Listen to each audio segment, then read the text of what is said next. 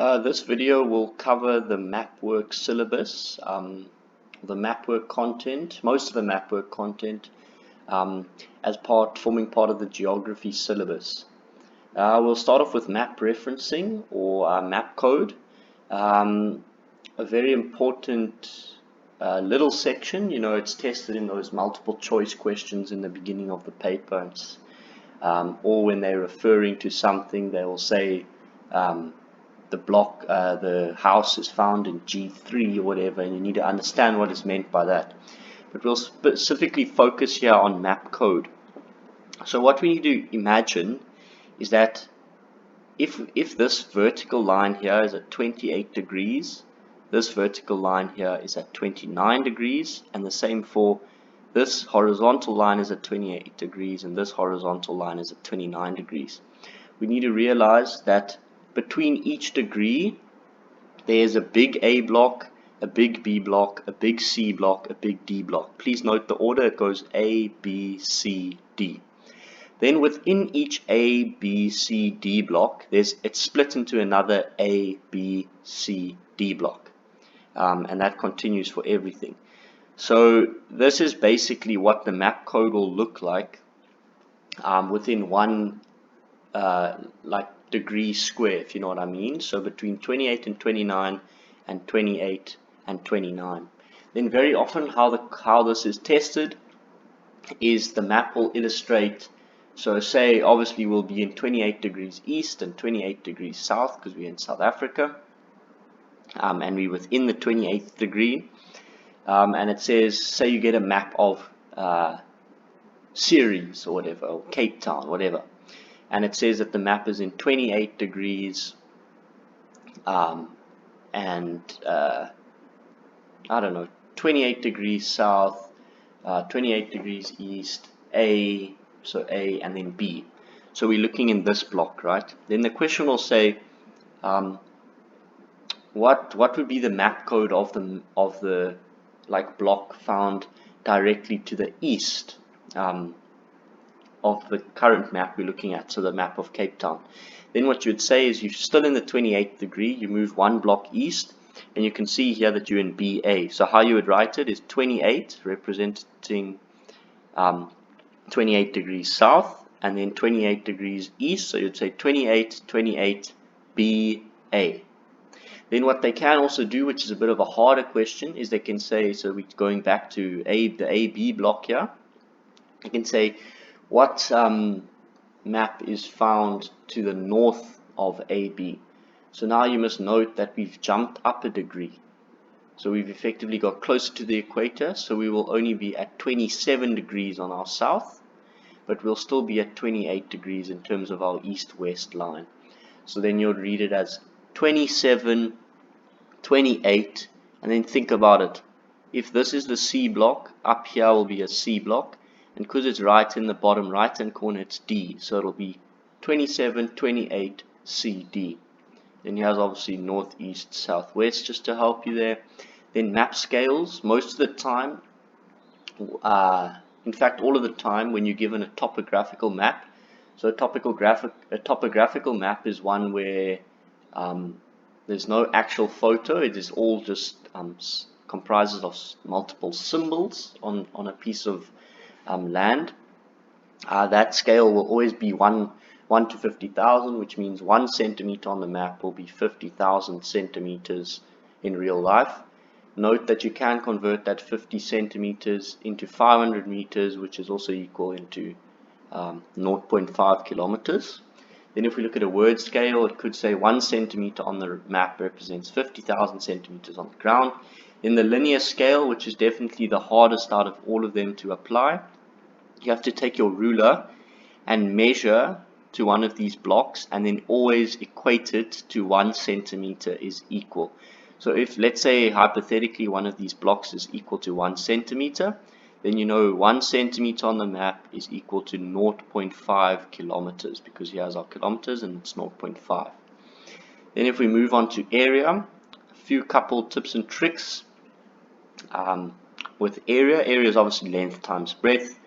Let's say you're asked to work out the area of this regular rectangle. It's given as 4. You measure on the map 4 centimeters hypothetically and 1.7 centimeters hypothetically. Then what we need to note is that before multiplying them together, you first have to convert them into the real life distance using the map scale that you can see in these two calculations here. And then you'll get your answers respectively. Then what you can do is, because these are in centimeters, it's not great to work with, so divide them by 100 to get them in meters. Now you have your two measurements, and now all you have to do is multiply them together and remember your unit as meters squared. Another more tricky example is if they ask you to work out the area of a irregular land surface, so a dam or something that is not a perfect rectangle, it has a lot of curves, etc. And what I recommend doing is that you divide that dam into 1 square centimeter blocks, and then you give a rough estimate. You count how many 1 centimeter blocks you have, and then do the same process as listed here, area equals length times breadth. Then if we look at direction, northeast, southwest are your main directions, but in between you got your northeast, southeast, southwest, and northwest. They can be further broken down into north, northeast, east, northeast, east, southeast, south, southeast, which comes here, south, southwest, west, southwest, north, northwest, west, northwest, and north, northwest.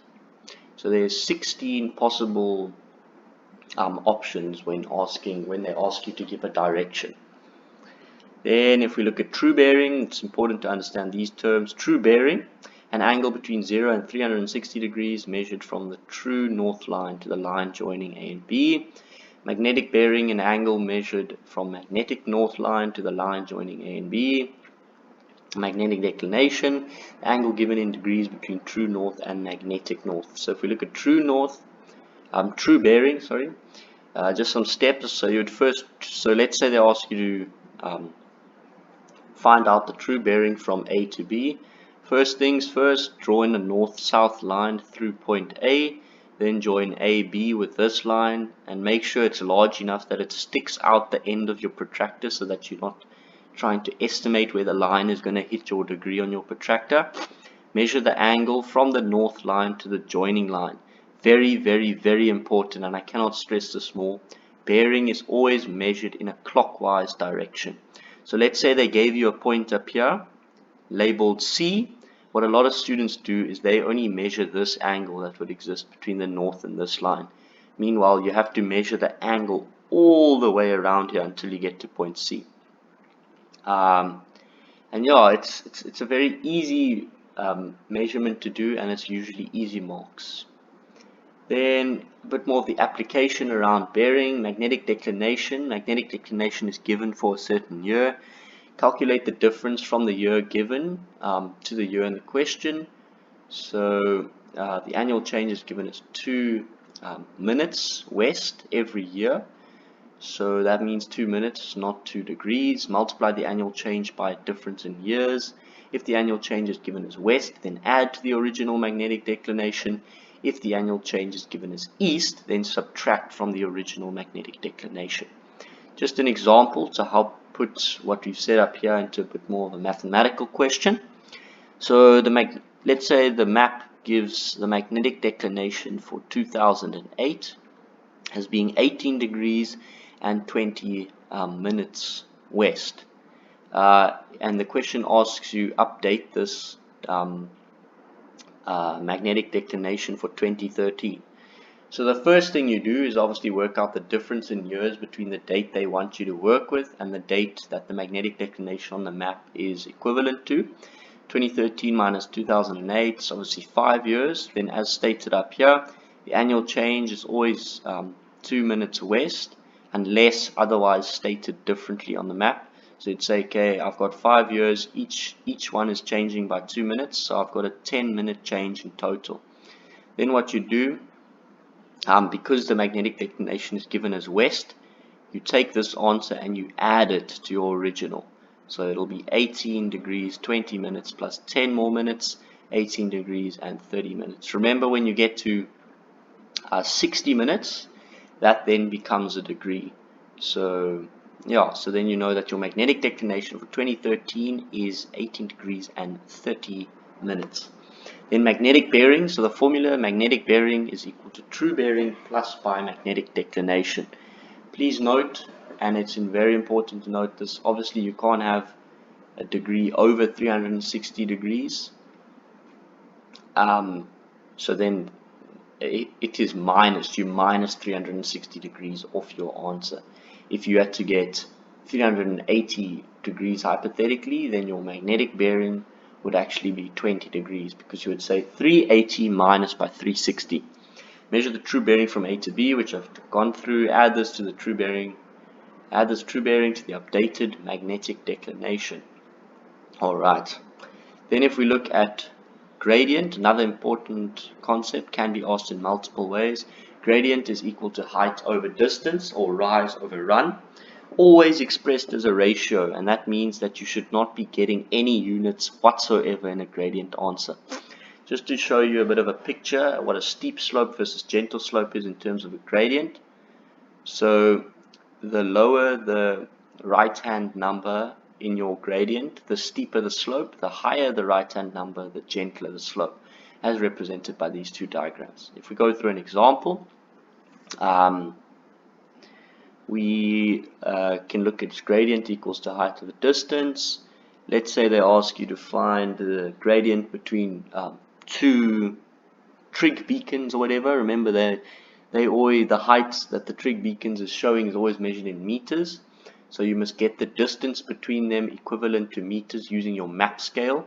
Say hypothetically you get 100 over 300, then you always make sure you get the top one to 1, so you divide both by 100, or just multiply by 1 over 100, and you'd get 1 over 3. Then remember to express it as a ratio, so 1 is to 3.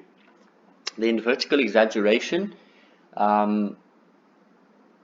This is very popularly asked question with regards to cross sections, which is another couple of easy marks. Vertical exaggeration is equal to vertical scale over horizontal scale. If we look at an example, say vertical scale over horizontal scale, we first work out our vertical scale for our cross section, and that can be worked out in a number of ways. It's all up to you. Horizontal scale is always your scale of your map that you are referring to in your cross section. So once again, be very careful. I have made this mistake before.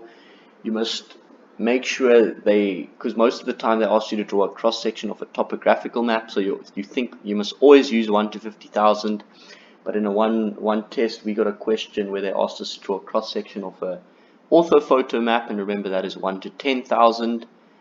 So a lot of us used the wrong horizontal scale and got the wrong vertical exaggeration. So just be careful of that. And then this just goes through the steps to get it as 5 over 1, which is 5. So you know that your vertical exaggeration is 5 times. Then, just to conclude this video on Mapwork, another important thing is the 500 millimeter ISO height. So this is the rainfall. So to the right of this orange line receives on average more than 500 millimeters of rainfall per year. And to the left hand side of this line of this ISO height, the 500 millimeter ISO height receives less than 500 millimeters per year. Note on the left, very arid climate. On the right is a typical humid climate. The further you get to the coast, obviously the more humid it becomes and the more arid it becomes. Then just the provinces of South Africa. Sorry, you can't see them that well here. Limpopo in the north, Mpumalanga, Gauteng, Northwest, Free State, Northern Cape, Western Cape, Eastern Cape, and KwaZulu-Natal. Then just to run through the capitals of each province. Capital of Limpopo is Polokwane. Capital of Mpumalanga is Mbombela, which used to be called Nelspruit. Capital of Gauteng is Pretoria. Capital of Northwest is Mahikeng with an H. It used to be Mafikeng, but it's now Mahikeng with an H. Capital of the Free State is Bloemfontein. And then the capital of KwaZulu-Natal is obviously Pietermaritzburg. Capital of the Eastern Cape is Bishu. Capital of the Western Cape is Cape Town. Capital of the Northern Cape is Kimberley. And yeah, just note also Atlantic Ocean, Indian Ocean. Coming down here, you've got your warm Agulhas current or Mozambican current. And coming up the west coast of South Africa, you've got your cold Benguela current. Yeah, that concludes the video on Mapwork for geography. Thank you.